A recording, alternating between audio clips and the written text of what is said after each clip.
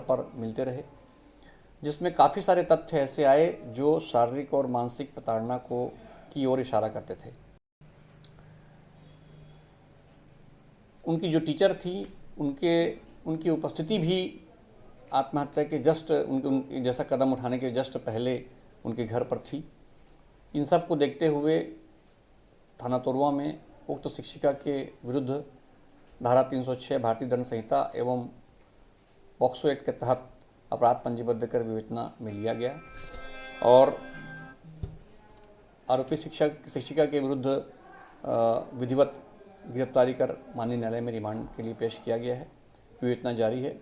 जल्द ही साक्ष्यों को एकत्रित कर अंतिम प्रतिवेदन पेश किया जाएगा। जो तथ्य उन्होंने सुसाइड नोट के रूप में सोशल मीडिया में अपने फ्रेंड्स से शेयर किए हैं, उसके आधार पर इन्वॉल्वमेंट काफ़ी ज़्यादा था स्टूडेंट और शिक्षिका के बीच में। वो पढ़ाई को लेकर हो या किसी भी रिलेशन को लेकर हो, इन्वॉल्वमेंट काफ़ी था।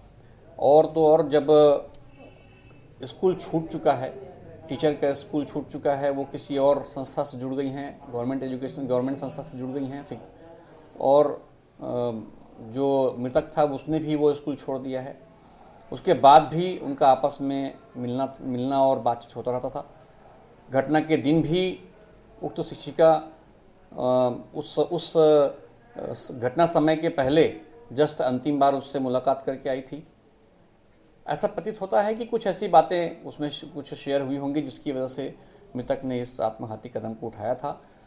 उक्त शिक्षिका की कहीं शादी भी तय हो गई थी जो कुछ महीने बाद वो करने वाली थी।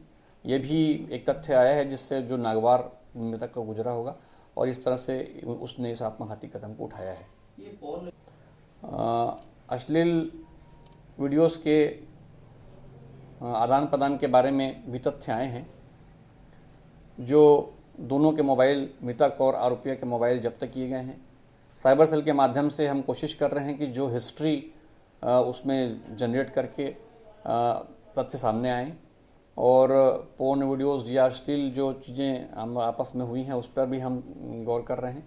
काफ़ी हद तक ये बात तो क्लियर है कि इन्वॉल्वमेंट था और चूंकि घटना के समय उनकी वहाँ उपस्थिति भी उसके पहले थी, जस्ट लास्ट में, तो इस तरह को सभी को देखते हुए और जो उनके फ्रेंड्स हैं, जो घटना के पहले मृतक ने उनसे जो बातें शेयर की थी, इस सब से ये बात काफ़ी हद तक क्लियर हो रही है कि शारीरिक और मानसिक रूप से प्रताड़ित किया जाता रहा है और जिसके वजह से मृतक ने इस आत्मघाती कदम को उठाया है। भी सामने आई है कि उनके परिजनों ने भी ये बात कही है कि मृतक ने अपने परिजनों से शेयर किया था कि उक्त शिक्षिका ने कहा था कि हमारे संबंध के बारे में या किसी भी इन्वॉल्वमेंट के बारे में अगर किसी और से शेयर किया जाता है तो उनके पेरेंट्स को भी इसकी कीमत चुकानी पड़ेगी, ऐसा धमकी दिया गया था।